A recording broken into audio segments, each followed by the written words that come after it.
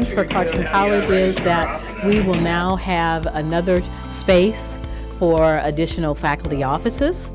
We'll have more study space for our students. We've had for several years, our students have told us we need more quiet spaces where we can go and study. So this will give them more study spaces dedicated to that, and also we'll have additional classrooms.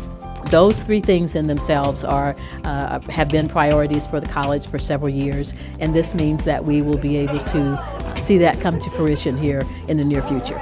Clarkson College has undergone dramatic growth over the last 10 years, but the facilities haven't.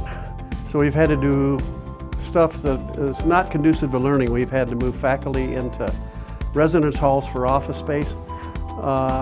It feels cramped, and that's not a good learning environment.